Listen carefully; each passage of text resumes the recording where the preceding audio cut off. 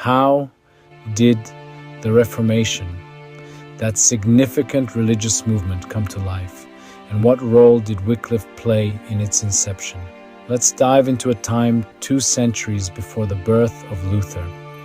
Here we find Wycliffe, an esteemed figure, translating the Bible into English. His translation, however, was not without its flaws. Derived from the Vulgate, it contained numerous errors.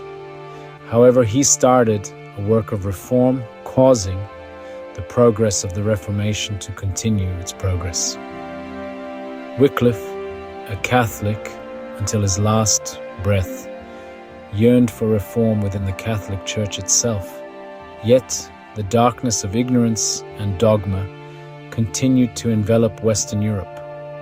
Despite the brilliance of some luminaries, the dawn of Reformation had begun through this humble servant of God. Wycliffe's endeavors were not in vain. His work laid the groundwork for future reformists, setting the stage for the next act in this grand play of religious revolution. Wycliffe's efforts, while monumental, were not enough to fully ignite the Reformation. The stage was set for another player to step forward.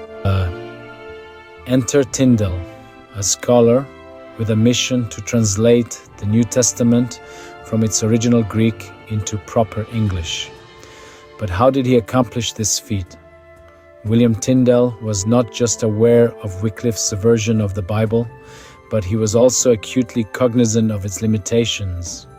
Wycliffe's translation, derived from the Latin Vulgate, held a certain charm, but it was fraught with inconsistencies and errors. And so, Tyndale set his sights on an entirely different source, the original Greek text of Erasmus. Tyndale's approach to translation was both systematic and meticulous. He didn't merely want to translate the Bible. He aimed to render it with utmost accuracy and fidelity to the original text. This was no easy task. The Greek text was complex, its nuances intricate, and its language far removed from the vernacular of Tyndale's day. Yet Tyndale rose to the challenge with remarkable determination. Unlike Wycliffe, who had relied on the Latin Vulgate, Tyndale made the bold decision to translate the New Testament directly from its original language. This was a significant departure from the norm. The Latin Vulgate had long been the accepted source for translations, but Tyndale, an accomplished Greek scholar, knew that it was the original Greek text that held the true essence of the Scriptures.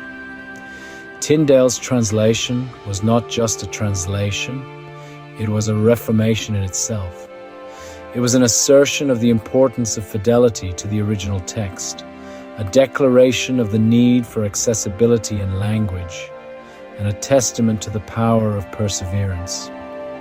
His translation was a beacon of light, illuminating the path towards a more accurate understanding of the Scriptures. Tyndale's translation lit the torch of the Reformation, taking it from a lingering dawn to a blazing day.